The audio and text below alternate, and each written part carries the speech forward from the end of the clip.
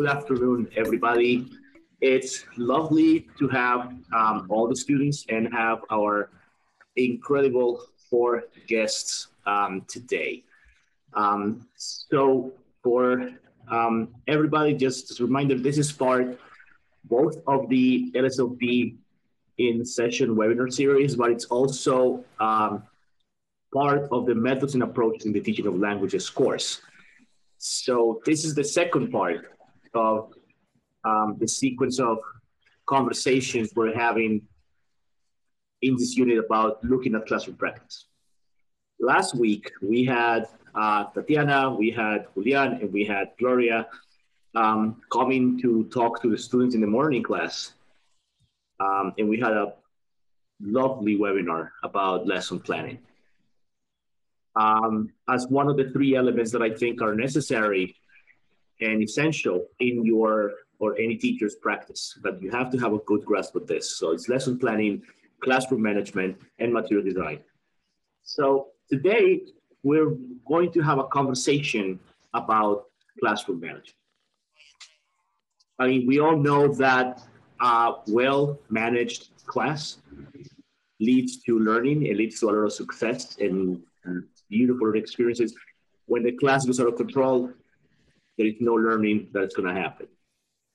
So as part of this, I think it's important for pre-service teachers in the class, and again, folks who may watch this video later, to get an understanding of what that looks like once you're in a classroom. I mean, I can talk about all the theory I want, but the reality is once you are in front of the class, that's when reality kicks in. That's when reality sometimes hits you right in the face, like, oh, I have 30 students and now I have to control and I have to keep a track of discipline and conflicts and all the issues that happens in a class. And you are in classrooms right now. So your insights as classroom teachers are very, very important for the students today. So I'll quickly introduce the four speakers we have today. I'm gonna go from the left of my screen to going the bottom and then to the right. So I'll first start with Eliana D, one of our researchers. I mean, all of the presenters today are researchers at the Literacies and Second Languages Project. Eliana recently finished her master's thesis, some beautiful work that she did with her partner in crime, Diego, who I'll introduce in a little bit. Eliana teaches in a public school. She's an English teacher, and as we go, she'll tell you more about her. Then we have, bottom of my screen, we have Diego. Diego, again, he just recently finished his master's. He comes from Pereira, but he's now in Medellín. Again, another public school teacher. Then we have Mónica López-Ladino, one of our more veteran researchers at LSLP. She's been already for several years. Has done a lot of mentoring of undergrad and grad students in her time. Heavily involved with issues of multimodality in her class. And she'll have lots of stories to tell you from her experiences teaching preschool and teaching high school in two very different contexts. So we're gonna get stories. And finally, we have Jhon, one of my more recent members. Jhon is just beginning his master's. He's beginning the journey. He's still trying. He's getting engaged with literacy, but again, he has a lot of classroom teaching experience, and that's what is at the core here. So for students, you're welcome to write all the questions you want in the chat, or at any point in the conversation, just turn on your microphone and jump in the conversation. So let's begin. And I would like to ask you if you could tell me what you understand by classroom management. If I say classroom management, what do you think we're talking about? And I'm going to turn my microphone and I'll let you start that conversation.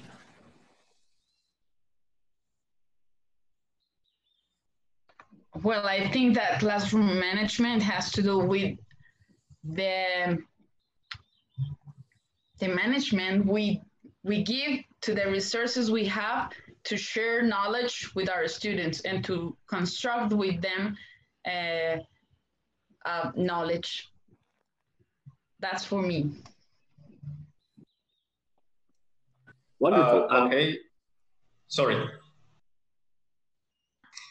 First of all, good afternoon. Well, as Professor Raul just said, my name is Jhon, and I work currently in a public institution here in the Department of Huila.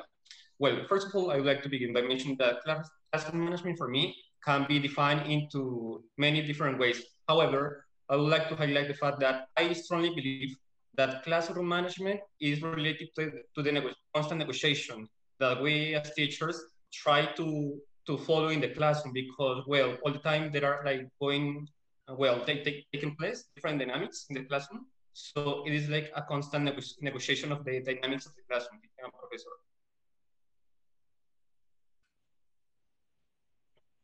Well, let's enjoy this. Let's join this discussion about what classroom management is. Well, after 13 years of being teaching, I consider that classroom management is about how I communicate with my students and how I communicate what I intend to know or to share with them what knowledge is, and also how I keep the classroom environment as an opportunity for learning. So that's basically what I understand about classroom management, the relation between students, teacher, knowledge, and creating the atmosphere for learning. Well, good afternoon, everyone. I would like to also add, probably according to what everyone has said, like the relationship that we established inside of the classroom, right? Because I think that is not only what is happening at the moment of the class, but it's also what is happening behind, all right? Because we have to deal as teachers with all the stories and backgrounds that our students bring to the class. And I think that that's part also of the classroom management. How do you deal with those situations that appear in any moment of your class? And I think that sometimes in our minds, we have like the structure of what is going to happen, and I created this activity, and this is what is going to happen. And then something completely happened because of those situations that our students bring to the classroom. So it's also like the structure between our preparation and the structures that we have, but also all the things that can emerge in the moment of the class. I want to continue the conversation. I'm going to ask you a question to that. There were two things you said in this initial definition that I think I would like to delve a little deeper. So one is, I want to take what Jhon said, and when Jhon talked about negotiation, and he used the word negotiation, but I don't necessarily believe that everything in the class is negotiable, or that everything that has to do with planning your lessons and teaching your lessons is negotiable. So in that sense, what from your teaching, from what you do, what for you is negotiable, and what is absolutely non-negotiable from the things you do, from your practice, from your instructional material? What would you say, okay, these are things like I'm willing to, yeah, we can negotiate, we can come to agreements and consensus, and some things like, no, this is where I'm putting my foot down.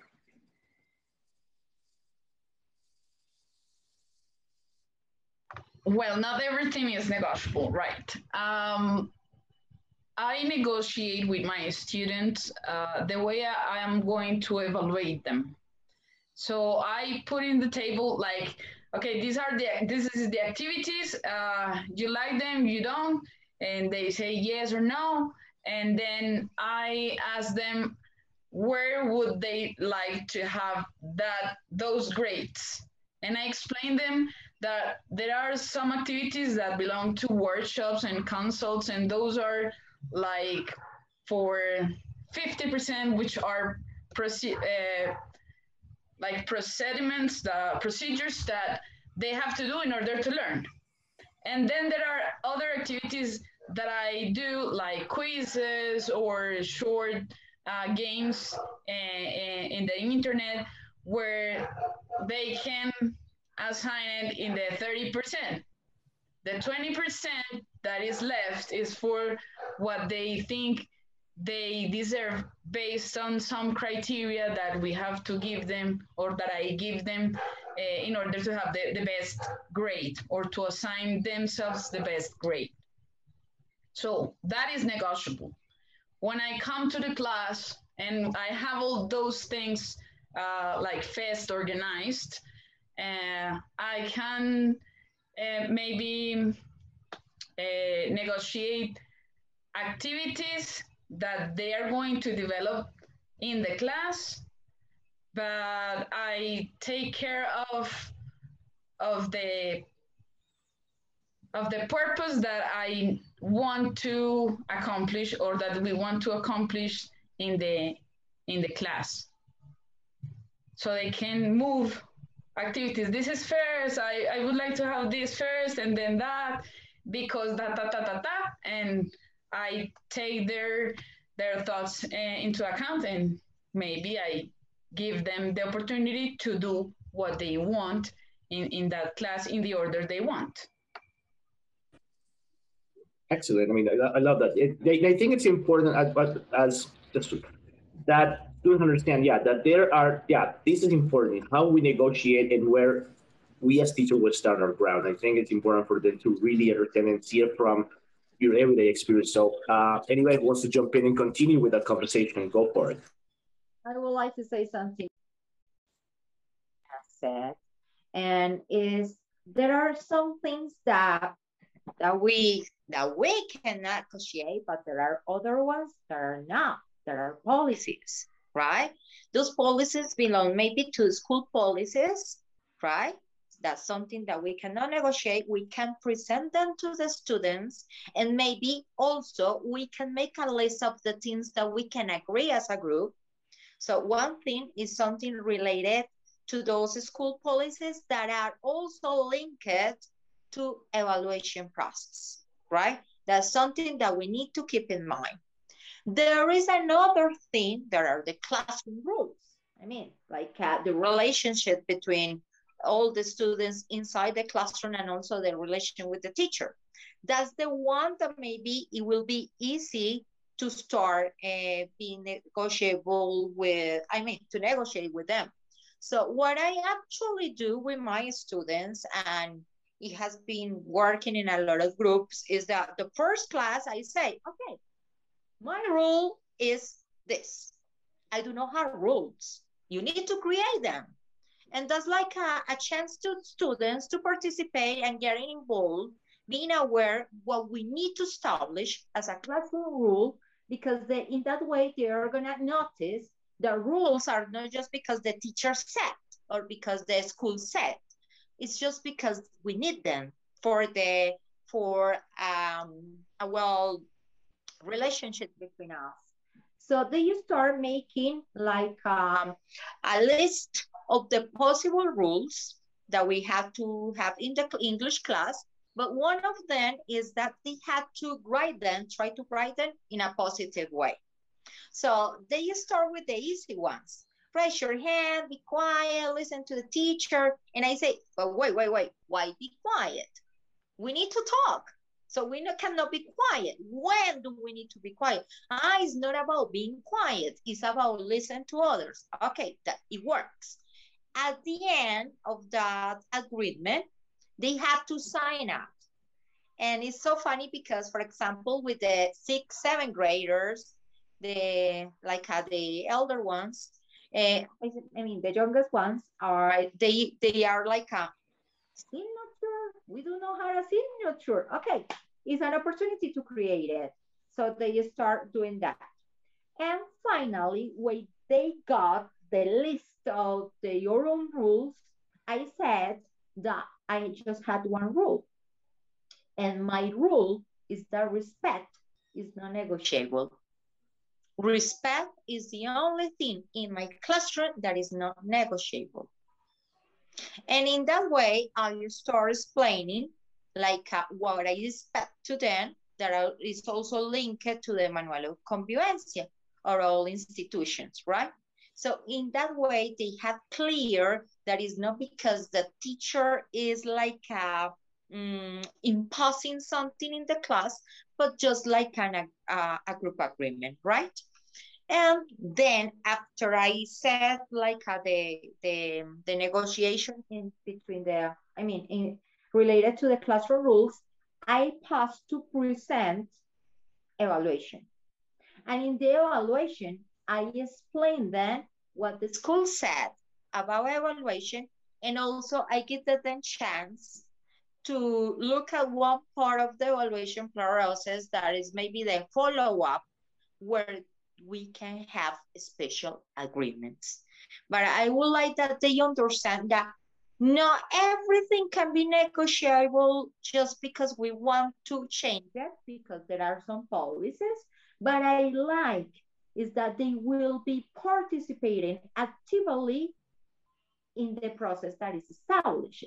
And in that way, we can be flexible with some things.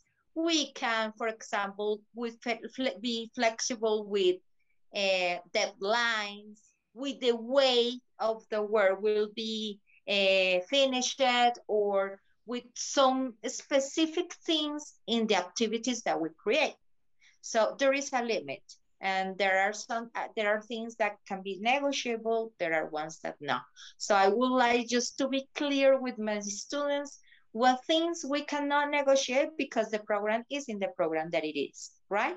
So there is a reason why maybe the English program for 10 graders is in the way that it is and not in another way. They can have the discussion, yeah, yes, it's normal. But at least as a teacher to explain them why it's in the way that it is. I would like to add something about what Monica is saying. Is like, depending on the context and depending on the group and depending on the scenario, that negotiation can be different. Because in my case, for example, I work in a public school. In this year, for example, I have 9th, 10th, and 11th grade. Last year, I have 7th grade.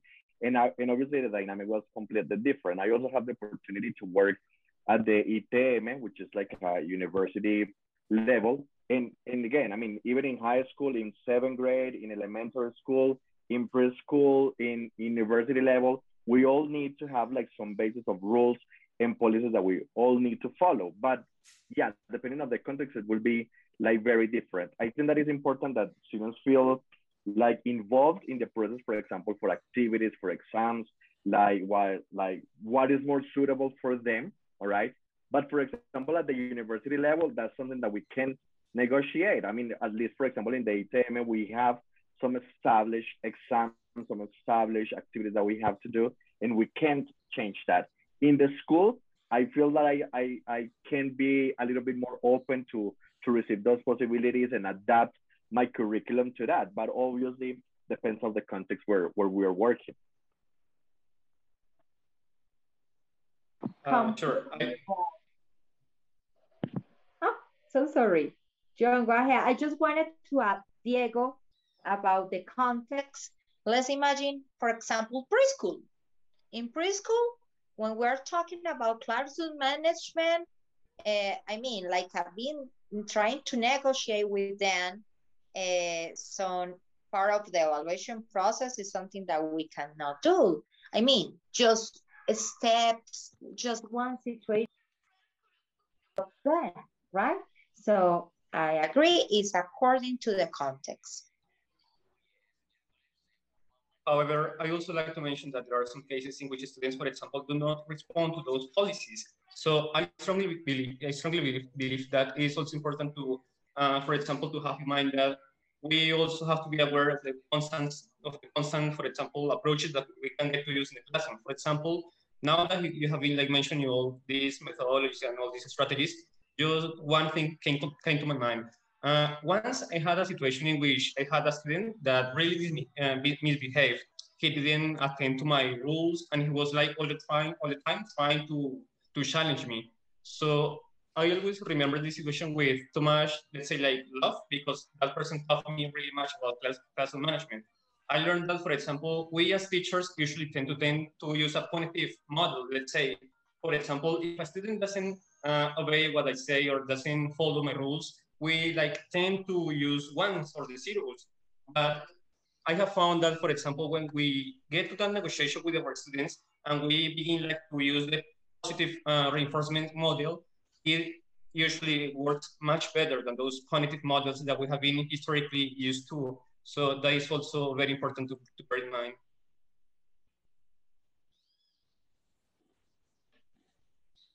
Well, yeah, I mean, thank you for that insight. Yes, I think it's important for students to understand that, as Monica pointed out, there are things that really, it's even if we want, and I think it's important to point out that there are things that even if we want to negotiate, or even if we want to be, let's say, democratic in that sense, we can't, because there are things at the macro level, and we have talked about that class, at the macro level that, or the meso level that, no, this is what it has to be. Like, you cannot negotiate the content.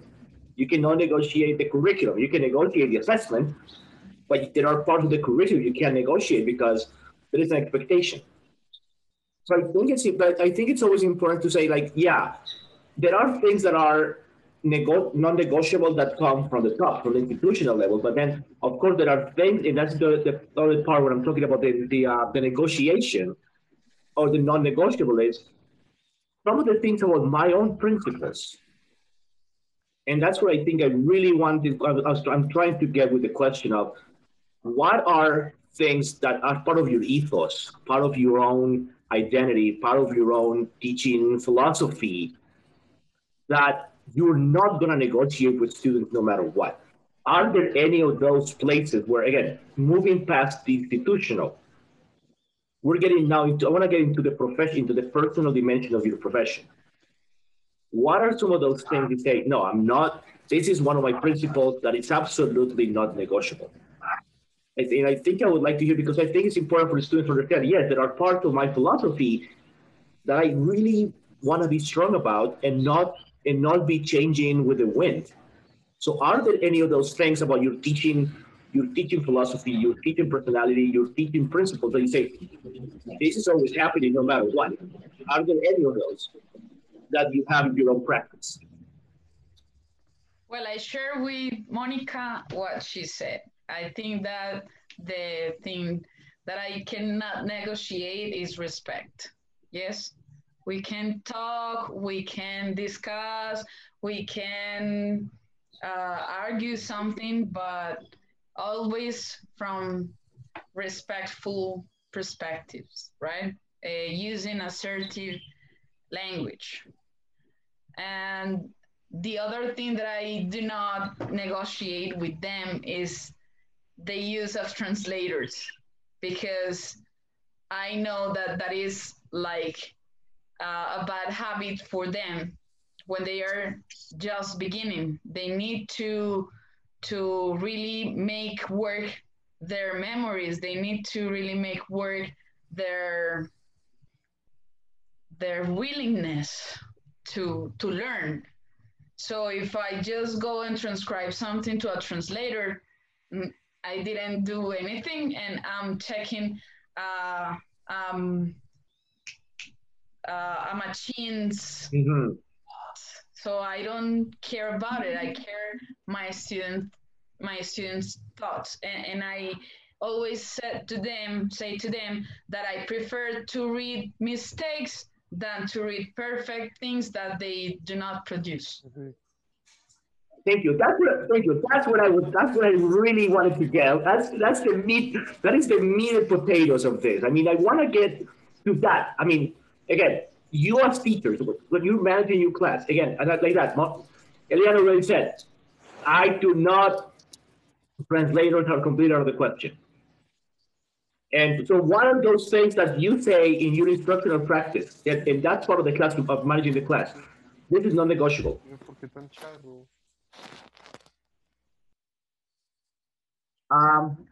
Fellas?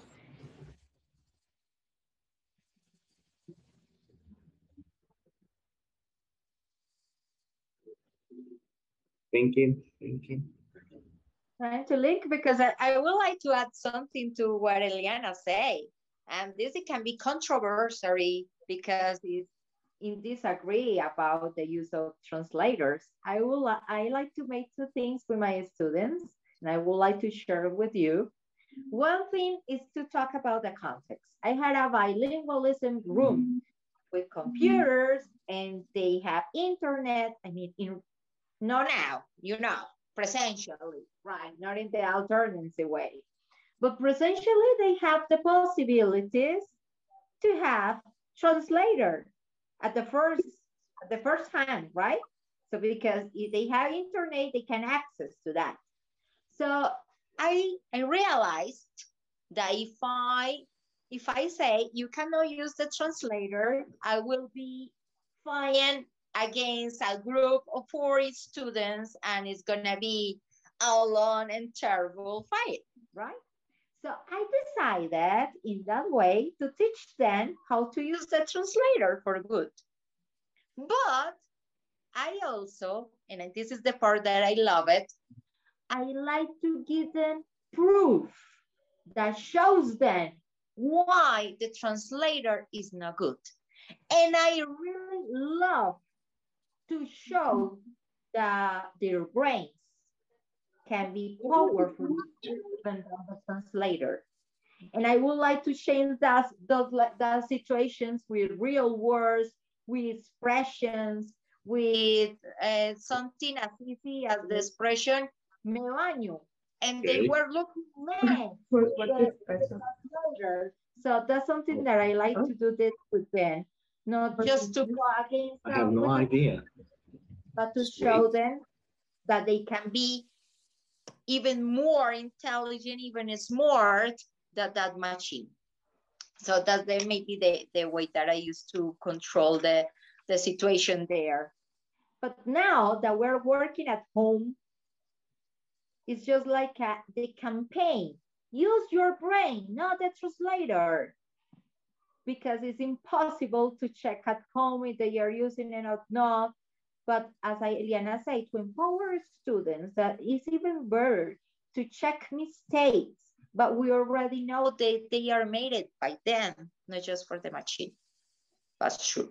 That's true. And I would also like to add, according to what you're saying, that there are some things that we really can control. Like, for example, the use of translators, especially now that we're working virtually. It's like this idea that everything has to be in one way can be like a little bit difficult to control. And we also have to understand their context, all right? How they think English, it's like a way to, I don't know, the easiest way is just to go and check everything in the translator, and that's what they think they can do. I think that is also important to show them like what are the real possibilities to use the language, right? Like, for example, using the translator is not something that they're going to use all the time. And right now they have the possibility to interact with English in many different scenarios. And translator is not always going to be the solution in some cases. So probably it's to show them like different possibilities that they have, even though they can use the translator, how they are going to use them, all right? But at the end of the day, what is the real like objective of using them? But I think, I mean, I was very frustrated. Like, for example, last year when we started this pandemic situation, because yes, most of the things that I received were incomplete, were not what we were expecting, probably something just copy and paste. So it can be a little bit frustrating for us, and I understand that situation.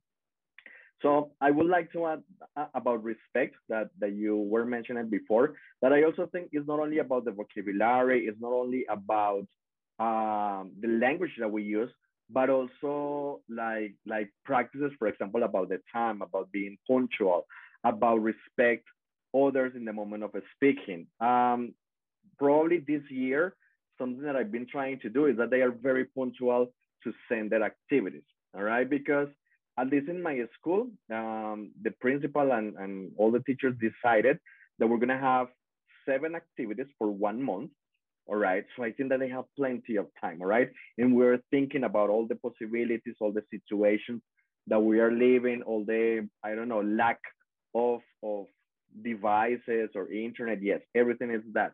But I think that we also have to teach students to be punctual, to send something clean, to send something organized, to send something complete, because that's part of the process too, right? And I think that that's part of the respect too, not only about the language and vocabulary, but also how do I respect my teacher who is going to check my activity, and probably it's with the mark of the chocolate there, because that's something very real. I mean, I'm receiving some physical activities and I see food in the paper, or I see a mug in the chocolate, and I think that's part of the preparation for the future, right? You need to be organized, you need to be respectful with the person who is going to read your activity. And in class, it's also the same situation. How do I respect others? What is the language that I'm going to use to others? What is the expressions that I'm going to use in my classroom, all right? And probably that's something that I also don't negotiate, all right? When my words or my phrases, or because I think that it's okay, is going to affect others, that's something that I'm not going to admit in my class.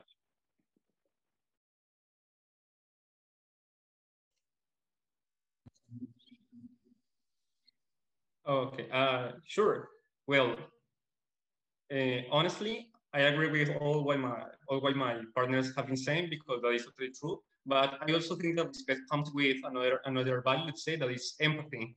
Because, well, these two are like very connected, but I also think that some people normally learn to respect because they are like imposed to.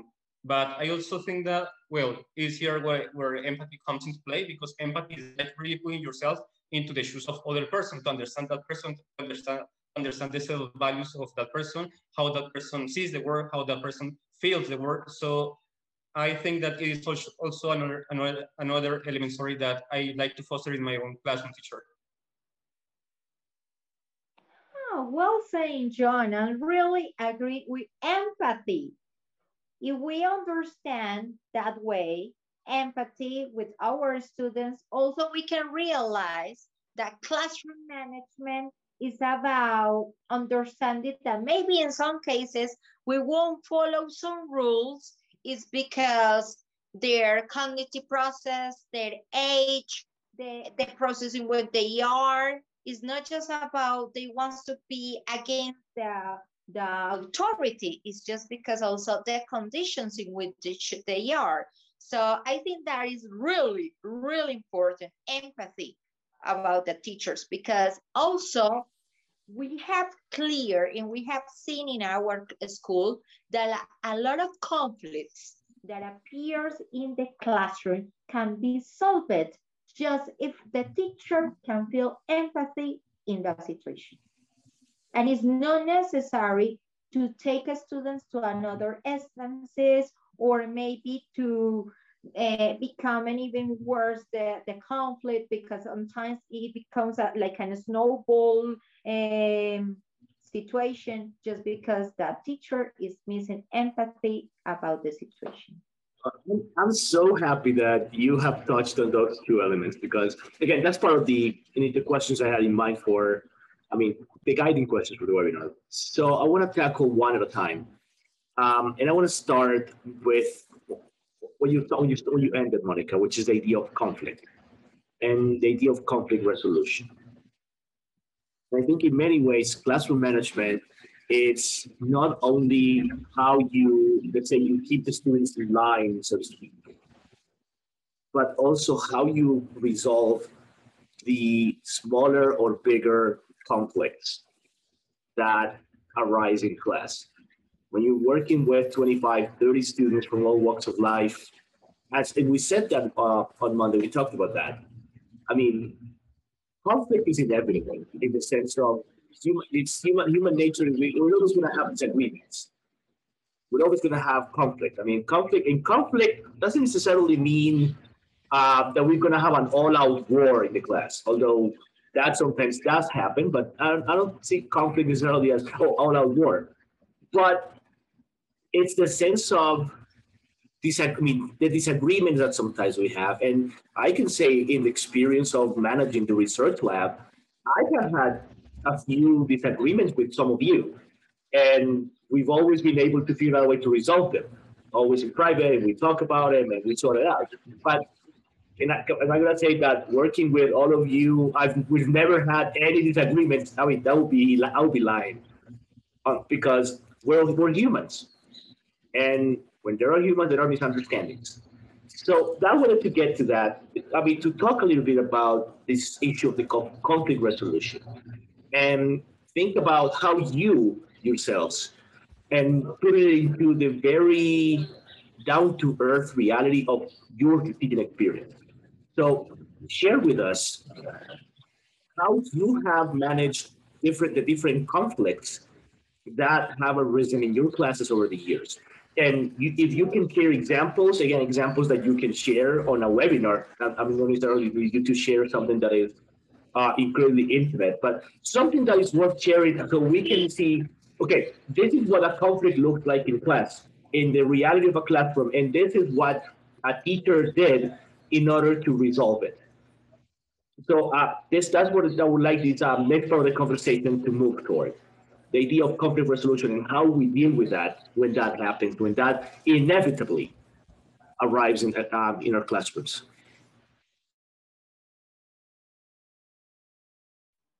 Me? Well, I would like to begin by mentioning that it's very, very important to have or to bear in mind the kind of conflicts that may take within the classroom. For example, I consider that there are like two like general types. One is, for example, one that could be treated within the classroom. So what I have done, for example, in some cases, is that I stop the class or simply assign an activity and take out the two students, for example, that have a conflict, and I sit down to talk to them. So I really like to use that approach, and I have found it really useful. So I begin to talk to them, to have a conversation, and I make questions such as, well, why did you begin to struggle with each other? Why did you begin to have that discussion? So I continue like talking to them until I understood that it was simply a matter of misunderstanding. And there is another categorization I would say that is, well, when it transcends and becomes like more bigger, let's say, because when sometimes there are like bad attitudes, or there are swear words, or there are even like there is even one kicking each other or hitting each other, because there have been some cases too. So when that second situation comes into play, what I normally do is that, well, I assign one person from the class, a very responsible student, to supervise the other students and the work they are doing. And I take those students to the coordination, to the academic coordination, and I also sit down there with them, with the coordinator, to have a more deep conversation. And we begin like to find those elements that, well, they have like been through, and if it is necessary, we call the parents. And when the parents come, we explain the situation and we make some agreements on the paper that, well, they have to sign. So it is like the most normal approach I have used so far. But the first approach, I think it is also like one of the most beneficial and useful, because they come to understand that by speaking, by talking, they can really solve their problems.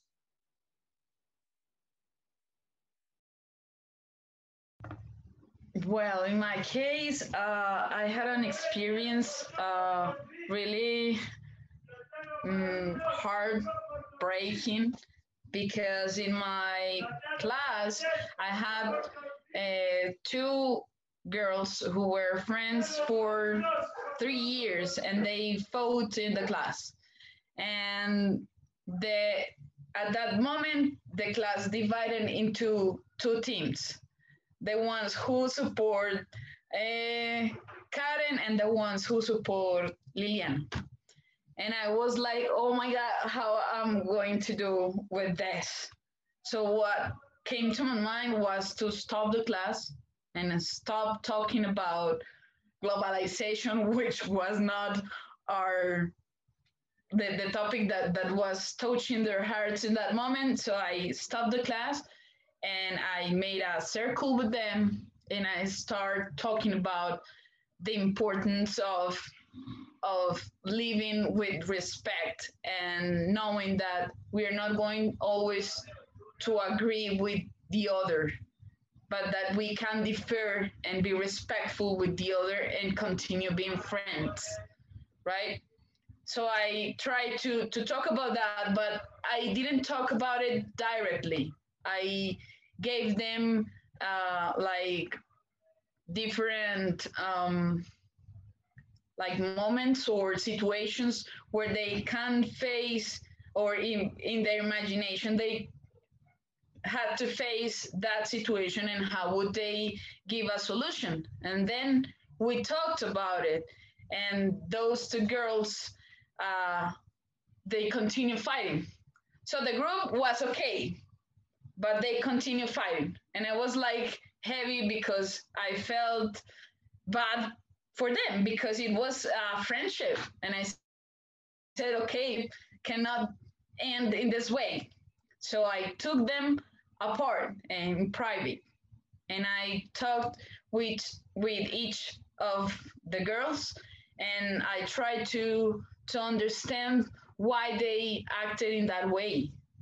And after that, as I knew that they were like explosive girls, I couldn't put them in a same room because I knew that they were going to fight again because they were very close. But I could talk with each other about the situation of the other.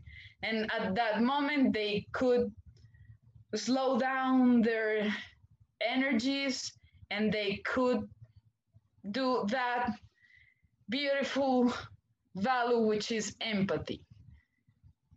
They empathize, and after that talking, they could share again and be friends again. But it was a process. Sometimes the problems in the classroom cannot be solved in that precise moment, but it is our responsibility to continue walking with them and go through the process and help them to heal, or help them to find the solution to that problem, and showing them that it is not just for that specific moment but for the rest of their lives.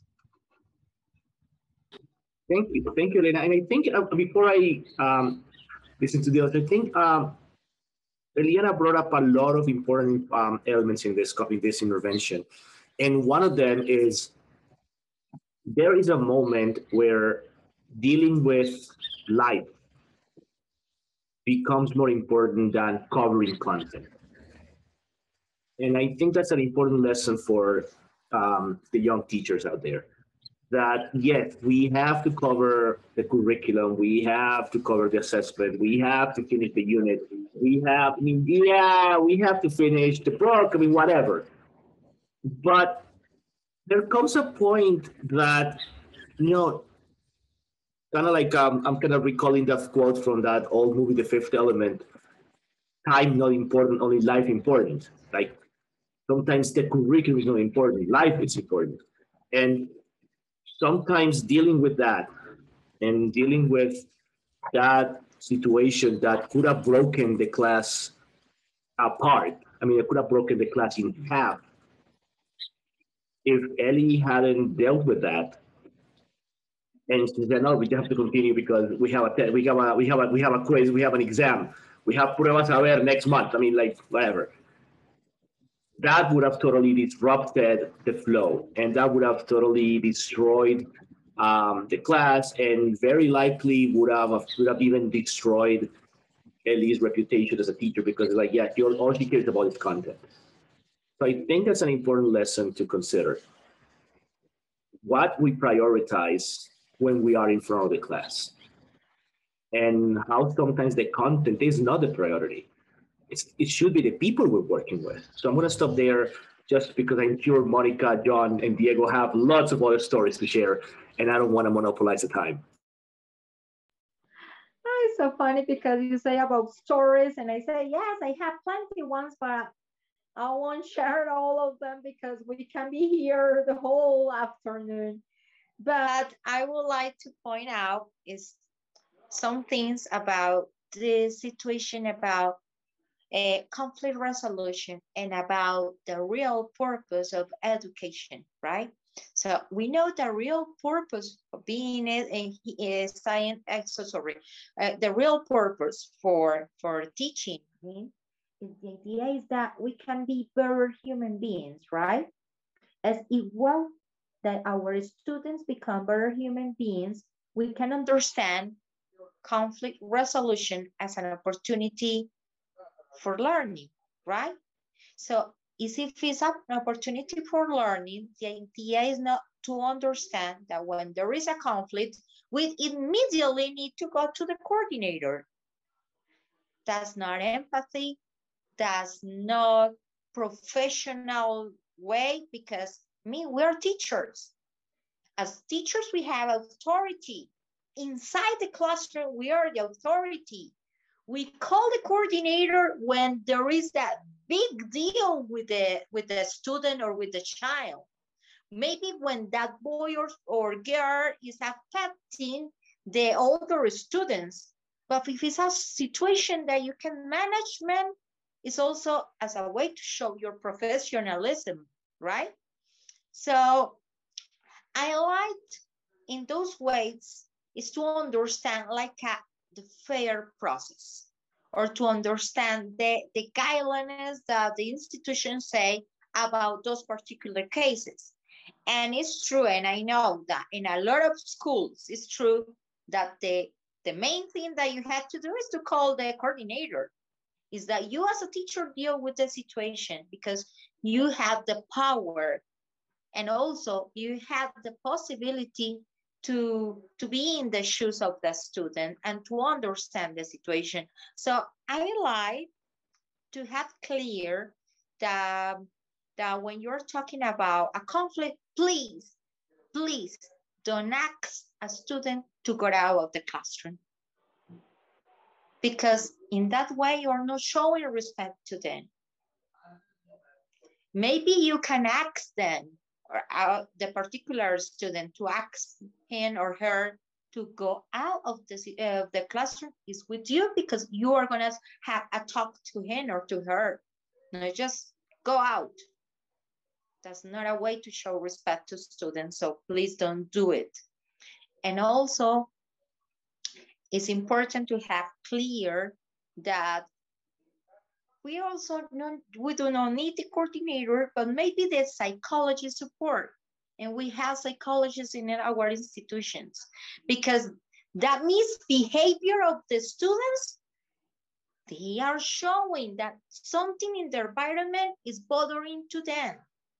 Maybe in the classroom or maybe at home, and they bring it to the classroom. So in that way, we need to understand what is it to help them. Sometimes we point to teenagers that they are rebels, that they don't want to follow the rules, but we do not understand that's a particular, like a staff or characteristic of this age, or maybe because at home is something going on and we need to identify it to solve the conflict that is appearing in the classroom. So that's also important to keep into account. And another thing that I was taking here is, as teachers, I mentioned before about the fair process, but for having the fair process, as teachers, we need to trust with all the patients that maybe in the first years of being a teacher, we are just learning and we do not have. In the first year of becoming a teacher, you are more emotional. You are feeling like the students is being against you. But later, you will understand that it's not in that way. That person, that boy, that girl is not against you. It's against maybe itself, himself, herself, but it's not against the teacher. And that's something that we need to keep in mind.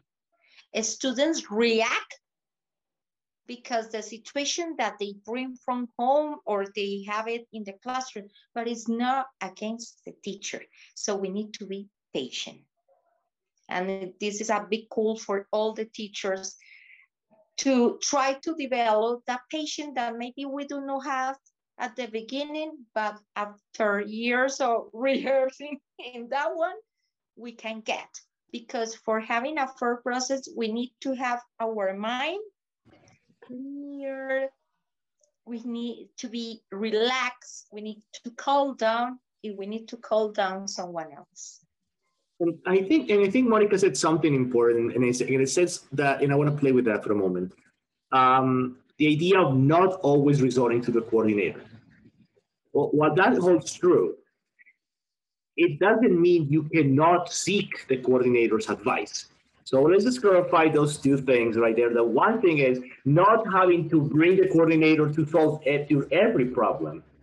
It doesn't mean you should not seek counsel from colleagues, so from experienced colleagues. I mean, mentoring goes a long way in this process, and sometimes we need to do a lot. I mean, we as a community, we need to do a better job in that sense.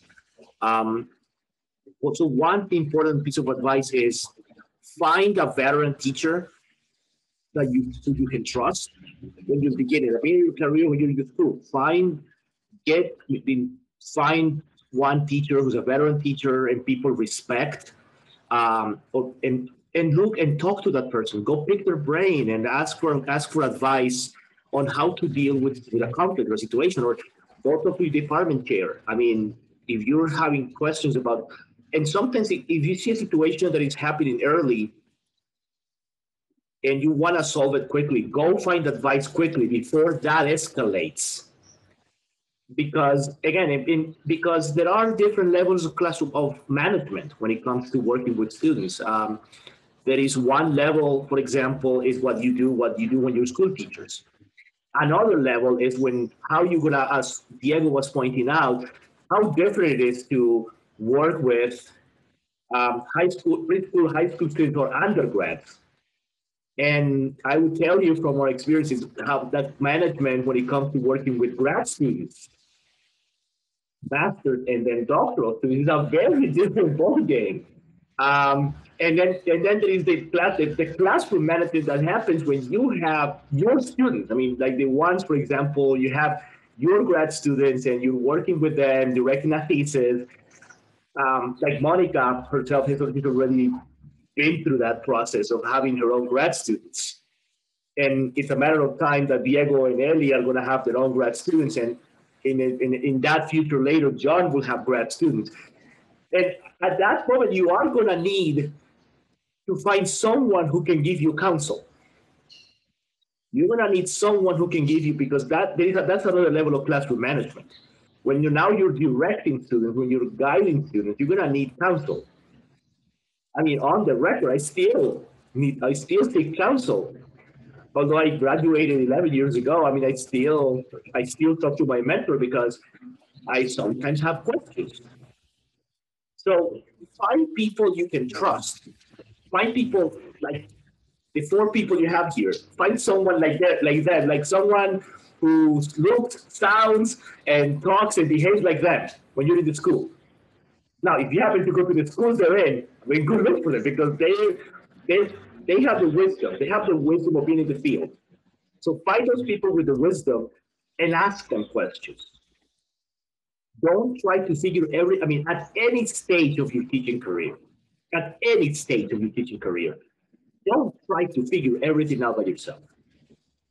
Have someone you can trust and share with that person. Someone, either a peer or someone who's a little more experienced than you are. There are different levels.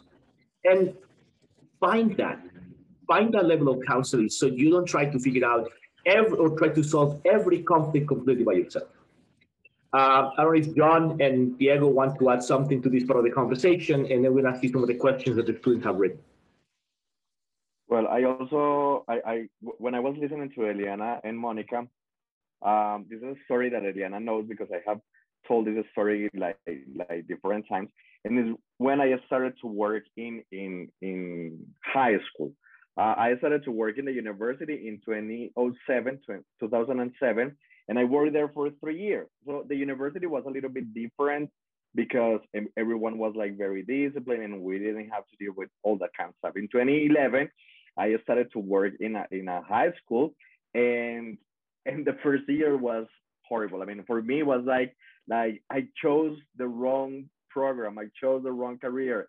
This is not for me. What am I doing here? I mean, that was the first feeling that I had at that moment, because the first 3 months were like horrible. I was like, all the things that you see like in movies or in television, students turning their chairs like back to you, hiding my stuff. I arrived to the class and they take my backpack and they put it in a different place.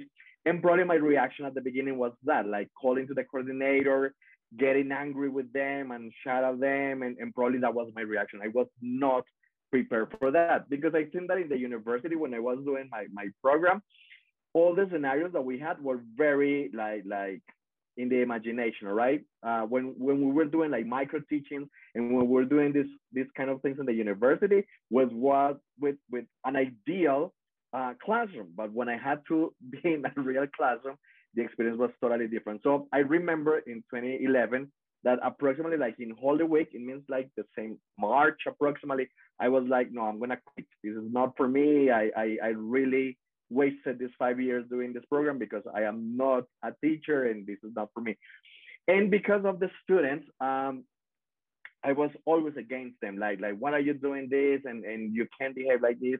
And I was like out of my mind. But the good thing about that is that after some time, I started to try to understand why they were reacting like that, what they were doing, those kind of things. Who were they?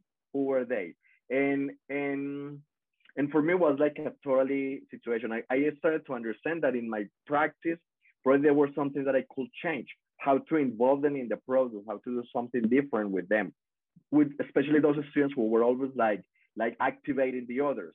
And the second year was like a complete different situation because I started to understand. End of the story, the last year that I was in that school, I didn't want to leave. I was like, I can't leave because I was moving to Medellín, so I had to quit there. So it for me now is a very special anecdote because some of those students who were like always like making my life so miserable right now are students that after all these years, like 8 years after, 9 years after, I got it in my contacts. They talk to me, they tell me about their stories, they tell me about what they are doing in this moment. So now I understand. It was not them. I mean, it was like the situation that they were living. It was their lives. It was their backgrounds. It was not my class. I was just like taking it personal. And probably that would be like one of the suggestions, if I can say that, is like never take these things personal, all right? Because it's like you're dealing with the life of people who are full of many things. You are dealing with 40 students in a classroom, all of them with like a lot of situations in their lives. And at the end of the day, it's not against you, right? It's just the situation that is confronting inside of the classroom. So yeah, I think that I always tell that story because right now, after all these years, probably again, there are some situations that emerge. There are some situations when you think that you're gonna lose control, but it's like remembering that, right? Like it's not them. It's not because they want to do that, right? They don't have the intention to be bad with you. It's probably because there are so many other things that are happening today. So yeah, don't take it personally. It's like that would be my idea. Professor, I would like to make a story. I imagine you during those days of being scared and taking care of your bag. It was a little bit like that. Yeah. Before we go through with you, Jhon, I think I want to comment really quickly on what Diego's story, and I think it's important to understand that these things are going to happen at the beginning of your career. That no, I think it's sometimes a little unfortunate when we have some schools expecting first-year teachers to just knock it out of the ballpark. And when they don't do what they're supposed to, then they just simply can't. So instead of offering some, and especially when you have teachers who are very young entering the profession, we have teachers who are 21, 22, 23 years old entering the profession. I think personally, we need to do a better job in supporting them. I rarely talk about my first year of teaching because my first year of teaching was a mess. So I kind of like I don't even mention my first year of teaching. It's not even in my CV. It was that bad that even in my CV, 1995 does not exist. This is probably the first time I've actually talked about it openly. I mean, I have back stories, but they're beside the point. I'll share some of those stories with my team off the record. But yeah, my first year of teaching wasn't good. I took 1 year. I was scanned. I took 1 year to teach Language Institute, and then I returned to high school teaching 1 year later. And I had a good career until I left high school teaching because I was going to grad school. But point here is, you are going to have moments when you are going to feel overwhelmed. And you're going to have moments where you might be like Diego, thinking, did I just waste 5 years of my life? Did I just waste 5 years of my life? And am I in the wrong profession? And to understand that if your heart is in it, you're not in the wrong profession. You just need to find maybe a better place, maybe find people you can count on. And that's why I talked about so much the importance of mentoring and counseling. That if you don't find those people in your schools, then go back and talk to your classmates or talk to some of your old professors you trust and get that advice, get that counsel. Don't try to figure everything by yourselves. And I think that's the main lesson that we get from Diego's story. And I really appreciate that it's going to be on record and you're so candid about it, because this is the kind of stuff that I think my students need to hear. They need to hear that, yes, teaching is difficult and you're going to have the, but as you learn and you understand yourself better, your teaching gets better. But Jhon, you were going to add something here. Yes, Professor. I was going to make a comment that kind of complemented what Eliana, Diego, and Monica yourself have been saying. And well, while you were talking about this issue, I was like also thinking, and I want to make like a special piece of advice. Never be that kind of impositive teacher, because now more than ever in this 21st century, our students, our young people need us more as a kind of guide, as a guidance. They really need guidance of ourselves. We are going to be their role models. So talk to them, share your stories, share your life projects, because they are going to really appreciate those behaviors from you. They always show gratitude, and they will surely be the kind of students that respect you for the way you teach and for the way you are, instead of the way you impose those elements. So that is like my comment. Thank you. Thank you, Jhon. Now I'm gonna get. There are two questions, and I want to get to the questions because they're interested, and I really gotta get your insight. So Alejandra wrote a question, and she talks about related to the policies of institutions, the non-negotiable part. Sorry, I would like to know how the freedom of professors, of the academic freedom, of the freedom of teaching, comes into play when planning a class. So in the sense of, how do you, I read the question, and Alejandra, if I read it okay or not, please you can open your microphone and add. But how do you negotiate what's non-negotiable with what you want to do when you're planning and you're teaching your class and you're working with your students?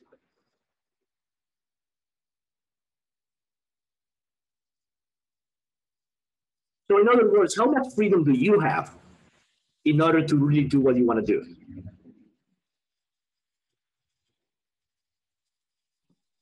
Well, do I start? And I have Yes. two scenarios for that question, right? So how much freedom do I have according to my lesson plan? The freedom, you win it according to your professionalism, according how the teacher can support the idea about that practice, how the teacher present the idea to the coordinator if you need something extra, right? Because there are things inside your lesson plan that you just locked at the door and got to do it, right? But there are things that you need to ask for permission, right? And how you can get it. If you as a teacher are able, again, to support your idea. Two scenarios. When I was a preschool teacher, for me it was quite normal to stand up on the chair, ask students to sit down or stand up on the tables, And that was quite normal. And it was quite normal that you as a preschool teacher go with your students around the school, yelling, screaming, playing, making noise. But you were considered as something that maybe the coordinator looked at in a bad way if your classroom was quiet in preschool, right?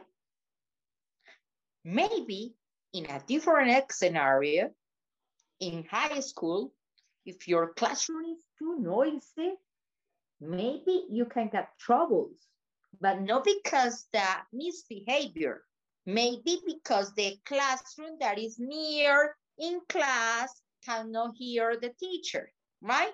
So that's something like a different, right? I can ask in preschool to take my children to go to the grass and ask for cardboards or cartoons, cardboards, I say that is cardboards the word, to slide on the grass. And that's for having fun. And you can support the activity saying that is motor skills development, there is sharing, working together, right?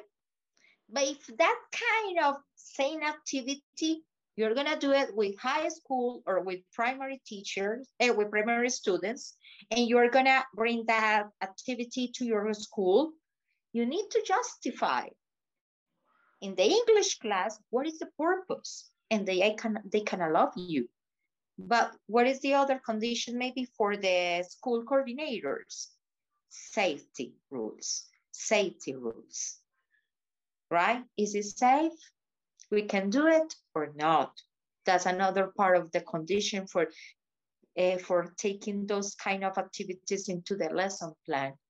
And also, as I said, if you justify from theory, what is the purpose? If it's linked to the school curriculum, if it's linked to the English program, there is a real purpose for that activity, where it's just because the teacher do not have planned something real for the classroom and it's just improvising. So that's another way to get that freedom, to get that permission. I would like to say something about that. I don't know, like freedom that we have, and is that we need to understand that manuals of coexistence inside of the school is a construction by all the members of the community. It's not only like the principal and the coordinators. We as teachers, we also have the right to, I don't know, to probably discuss what can be included in this manual of coexistence. Students and families are also part of that. I think that the problem that we face in this moment or nowadays is that in the paper, there are many things, all right? And probably when we create these manuals of coexistence, when we're doing our planning, when we're doing like the planes de area and all that kind of stuff, in the paper, there are many things that they look so beautiful, but in the practice, we have to make a lot of modifications depending on the situation that we're living, depending on the students that we have. Even if, for example, my planning is for 10th grade, I cannot do the same things for 10-1 and 10-2 because there are different people, there are different scenarios, and normally the situations are different. So my point is that as teachers, we have the possibility to create things inside of the manuals of coexistence. Like I'm gonna give an example. In my school, for example, we had this policy that men couldn't wear earrings and earrings, and they had to have their hair short, but it was only for men, right? And talking about accessories and piercings and all that stuff, we needed to understand that that was not effective for the development of the classes. So as teachers, we got together and we say, hey, we need to start making some modifications. What is the purpose of having this policy? And that we spend, I don't know, 10 minutes saying to a student, hey, take off the piercing, and you need to cut your hair, you need to change the color of your hair. When at the end of the day, that was not important for the process of the class. But we needed to take a position, all right, to say something, because probably I think that one of the problems that we have is that sometimes we complain about what is there, what is happening, about the rules, about the policies, but we're not really doing something in order to change that. So it's not going against, it's probably to contribute, to propose new ideas, to propose what is happening nowadays. In this moment, 2020, 2021, that we're just still like wasting time about the uniform, about the socks, about the color of the shoes, about how long your hair is, about if you have a piercing here or there. I think that we start like thinking about other situations that are more important inside of the classroom, right? Why is this a student not with the school uniform? Why does the student doesn't have like a different I don't know, like a jumper or something? I mean, we as teachers, we have that power, we have that possibility to start creating policies and be part of that. So I think that I mean, manuals of coexistence is important. If we all start doing whatever we want, it's not going to be good either, all right? But that we also can contribute to those changes. That's probably what I think there.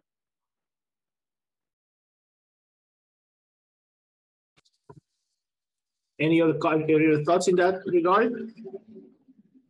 Well, I think that in regards of content, I think we are like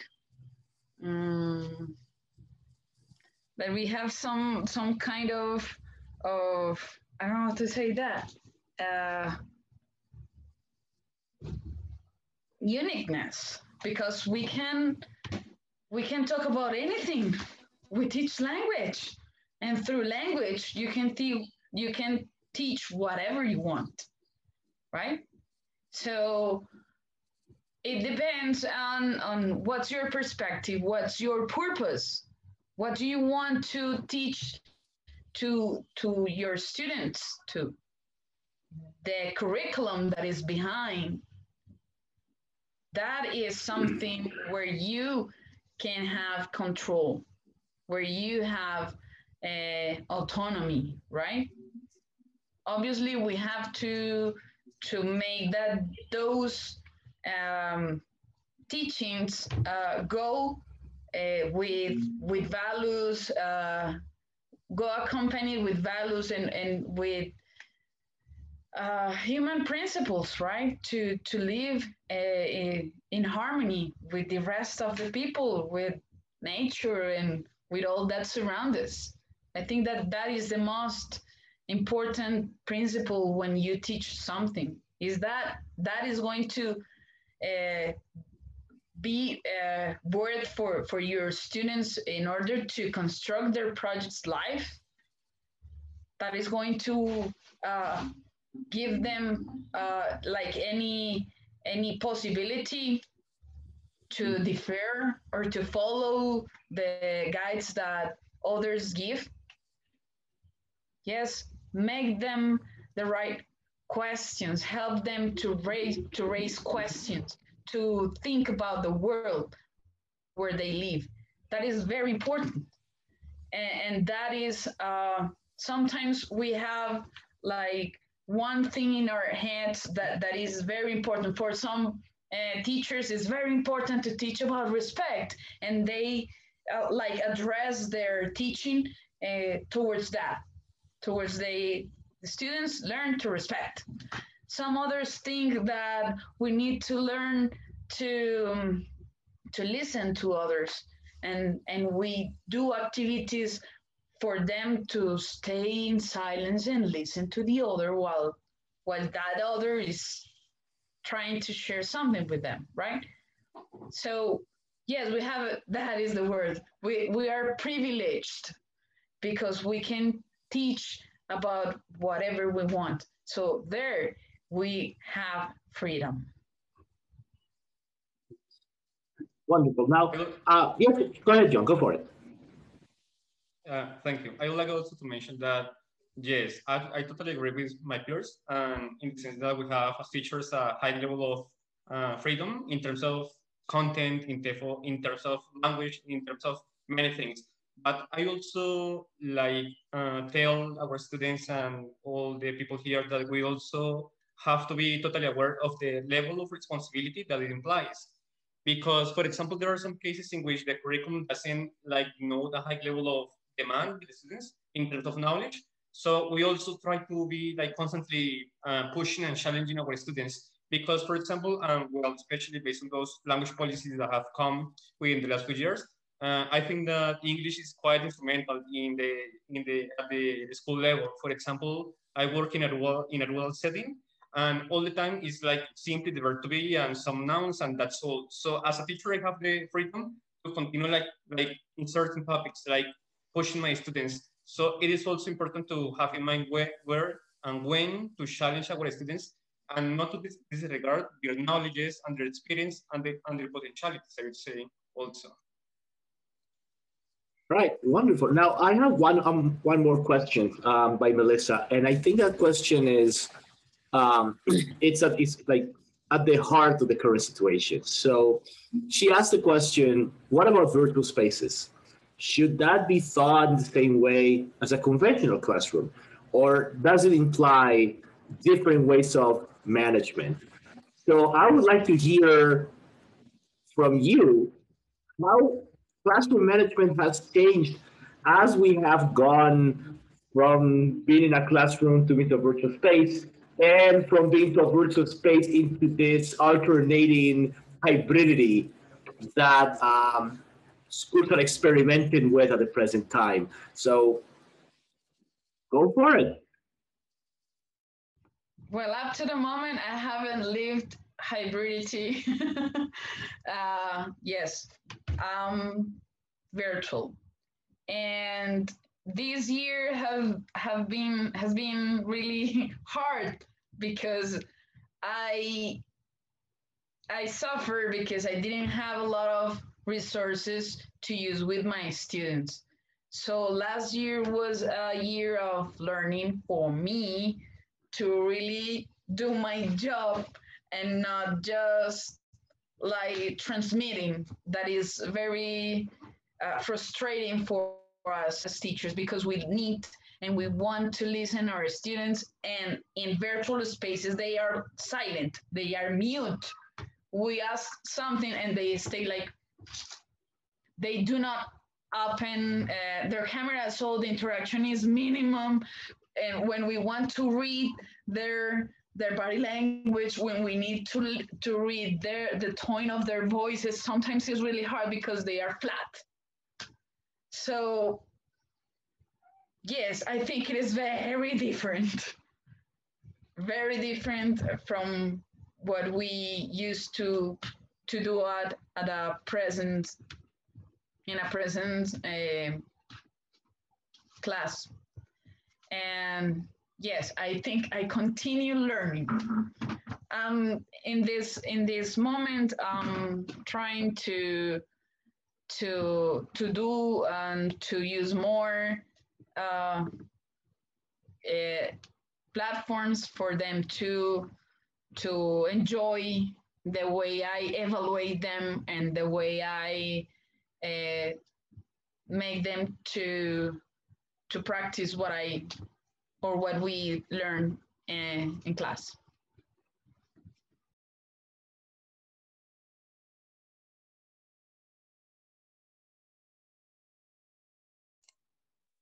I think that, well, in these virtual spaces, there is no like classroom management per se, because, well, we have noticed that the whole situation, the whole educational situation is totally different from what it used to be. However, I also think that, well, especially in these virtual mediated spaces, it is really important to foster students' autonomy because, well, as I just mentioned, and also as Eliana just mentioned, it is kind of difficult like to mediate the classes using this environment, these virtual environments. But I think that it is the perfect moment for teaching people and for teaching our students how to be autonomous in terms of language learning and of knowledge acquisition. Because, well, let me tell you about my personal story with all this pandemic situation. I work, as I said it before, in a rural institution. And here the issue of connectivity is highly difficult. The students only have like the phone to call and maximum the WhatsApp, and that's it. So unfortunately, I have like not had the chance to make these encounters, well, to foster these spaces. but the times I have been able to do so, only 3, 4, maximum 5 people join. So that's really like frustrating, and it makes even more difficult the teaching situation. So I think that it is in that situation where autonomy and yes, like self-preparation and self-autonomy comes into play, because I have noticed that, for example, when some students make me some questions through WhatsApp, they haven't read the instructions, and the instructions are over there. So they don't even take the time to go through the lines. They simply like try to do the activity, to accomplish it, to hand it to me, and that's all. So I think that is also a cultural like issue, because little by little we are beginning to change this whole educational situation, because after the pandemic, I strongly believe that it is not going to be the same as it used to be before this outbreak. Oh, wonderful point, Jhon. I'm having something similar to add to that. Yes, you were talking about fostering students' autonomy, and that's the main point of this situation in the virtual education system. It had been so complicated because yes, you ask students to participate and they don't do it. They have the right to keep the screen turned off. So we need to respect also that situation, and it's complicated, we cannot read them. And also we have the situation about classroom management, is that if you are a homeroom teacher, you need to get a process about them, and there is not a way to do it just for a class or just in a meeting that you have maybe once in a week. So the classroom management, it changed completely. It changed completely. Now we're worried about security in terms that people outside of the school try not getting into the platforms that we are using, or they do not join the meetings that we have, because that's quite complicated. And also you said something about like we are, and Eliana mentioned it, that we're feeling like we are in a monologue, right? We are just talking by ourselves to the screen. We don't know the face of the student. Maybe he's bored or doing the activity that we have. So for classroom management, I had 2 situations. The first that I faced last year when all this pandemic became, I have a strange feeling, is because I consider that I have knowledge about platforms, virtual things, technology, and I was like, yes, I'm gonna do it. I'm gonna bring something interesting to my English classes. But the reality is that they do not have connectivity. And the other and worst reality is that they are not autonomous in learning. They are waiting for the classmate to help them to do the activity. They are waiting for somebody to help them, but they are at home alone. And we are talking about not children, not preschool, not primary. We're talking about high school, or maybe the undergrads. And they were trying to ask for help, but they have their brains, they need to use it. We need to push students now is to use their own brains, because they can, they do it, they need it. So in that way, all the classes became so difficult because they do not they do not believe in themselves, and they do not have the time to to wait a minute. I had a class. Okay, I'm gonna take my book or my notebook or whatever, and I'm gonna sit down to study. They are waiting to have the teacher, maybe to take them to the hand and allow them to study.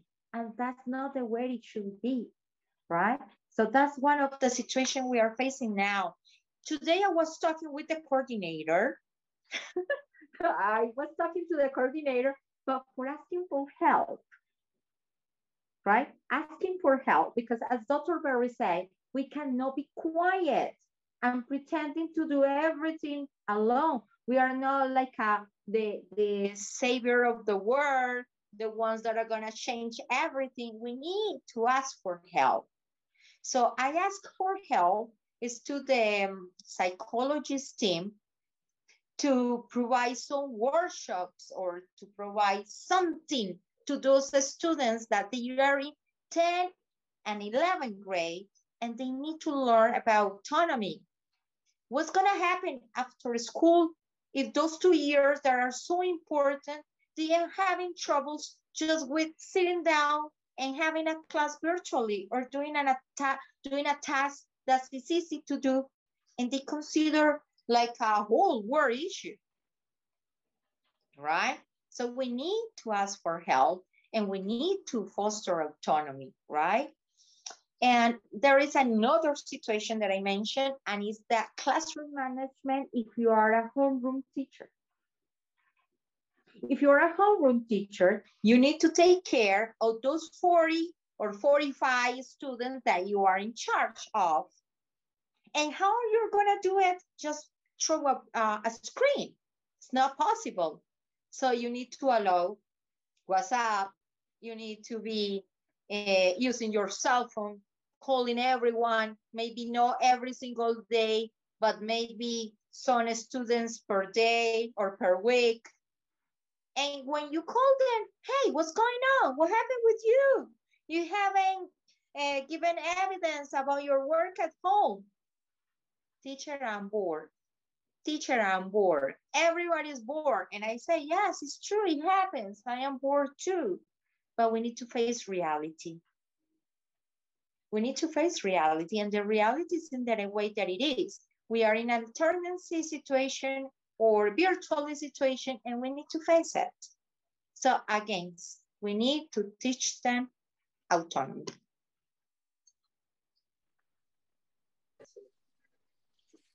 Well, I would like to say, yes. I'm trying to gonna be like my experience because I think it's a little bit different to what Eliana and Monica said. If something I have learned from this experience is that there is not only one way of teaching, all right? And probably in 2019, I was like, okay, I got the formula. I think that this is working. I think that I know the dynamic with the students. Probably, yes, I change many things every year. I changed the content, I changed the topics, but there were some things that were like established and that you thought, okay, I got it. I know how to manage this situation. But 2020 was like, okay, no, you were not prepared. You're not ready. You need to constantly continue changing because there is not like a unique formula. But when I was listening to you guys, I was like also thinking that probably being virtually is not that very different to when we were in the classroom. And I mean that because, yes, autonomy, for example, virtual or in the classroom was the same situation. There are some students who were very autonomous, who wanted to learn, who were like going beyond, but there were some more students that even though they were there in the classroom and you were talking and you were explaining and you were doing an activity, probably they were there in the classroom, but their mind was in a different place. And I think that is like a reflection of what is happening now virtually. Probably as a student, it's supposed to be there in your list in the Microsoft Teams or Google Meets class, but probably he's doing or she's doing something different, right? But I think that when we were in the classroom was happening the same situation. Although you had the 4 students there and probably they were looking at you, you can't say that they were really like, I don't know, like participating and listening and really reacting to what you were doing. And I think that also being in a virtual class has given me the opportunity to see many students really taking advantage of that, like using the time to investigate, to doing some very creative things that we didn't have the chance to do it before, all right? Because this moved to us, to teachers, to students, and something that I've been talking to students these days is like, probably we're gonna return to the schools next week or probably in 2 weeks. But probably these things that we learned during this year are gonna be continuing being part of what we have learned because we have seen that this is something good that we can take advantage to. So yeah, probably there are some situations like, yes, you see the people there and they're not there, or they just say at the end of the class, I always say, and there are always like 3 or 4 students that are continue there. And I am like, Carlos, are you there? And no, it's because they connected to the class and they go to do something different. But I think that that's part of the thing, all right? The same was happening when we were like in the classroom. So I don't know. I think it's also like take advantage of this and probably apply them when we return to the classroom, because I think it's also working. Wow. Or it also happens that when you finish the class, there is one or two at the end and they say, teacher, I didn't understand anything. And that's like, oh my gosh. And you're gonna have to disconnect the call and you're still there connected. It's fun. But I had another situation about, according to Diego say, that like I'm trying to do something new. I am like a really, in my school, they call me Diane, the hyperactive teacher. And I was trying to get something new to get involved the students during the virtual class. And I invented that I was gonna give a promotion for doing something instead of making the guide or the worksheet, like the workshop that they had to do for the class. And it was something really easy that we do it during the class, and the class is just 1 hour, right? And they ask my students for doing an activity, a really short activity during the class, and take 2 pictures. Just 2 pictures. Look at this, 2 pictures. And they had to upload the pictures to the classroom platform instead of the workshop. It was something that they can do it during the whole class, something easy. It's just like an easy way to get a 5.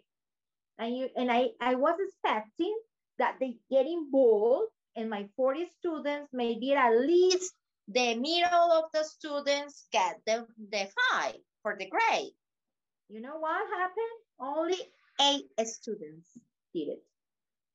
The other ones were connected and didn't realize what I said during the whole class. It's so funny because they were there connected. And I was clear saying that 2 pictures instead of the workshop. Teacher, I didn't know it. Teacher, when did you say it? And I was continually saying during the advisory meeting, and I was saying like it was a gift, it was a bonus, an extra bonus for English class, and they didn't get it. So that's reality. Yeah, and I mean, and we could go on and on. As Monica said, we could go on and on. Unfortunately, we're gonna have to start wrapping it up because of timing. Because you also have commitments, and so do the students, and so do I. So I really want to take a moment to thank you, offer you all my gratitude. As I said in the last webinar, I'm super fortunate that I get to work with another sample of the brilliance, as I always keep saying, the brilliance that the pre-service teachers and the veteran teachers bring to the work we do at the Literacies and Second Languages Project. I'm a really lucky guy. I get to work with all of you on a daily basis and do research and write and publish and learn together as we do. So I wanted to take a moment to really thank you. Thank you so much for the insights that you provided today, but also for the reality check that you provided today, in the sense of, yeah, there will be moments when things are not going to go as expected, but it doesn't mean that it's going to be like that every single day, every single year of your entire career. It's nice that they see that, yeah, there are moments when the beginning can be rocky, but things do get better. You don't lose inspiration. You don't lose the hope. You don't lose, that fire doesn't put out. That fire, that candle that you are, no matter what happens, it doesn't put out. It's still lighting. So thank you for that inspiration. I think for the students, I hope you got something out of this one and the one that you saw last week. As always, a reminder to everybody watching this is all part of the LSLP in session webinar series that we have on our YouTube channel. I invite you once again to check this webinar and all the other webinars featuring incredible scholars and teachers from around the world, talking about education, talking about teaching, talking about how to make our classes a better place. So on behalf of Eliana, Diego, Jhon, Monica, to everybody, thank you so much for joining me this afternoon. It's lovely to always hear and learn from you. To all the students in the class, have a wonderful afternoon. And let's keep working, let's keep learning, let's keep teaching, let's keep living.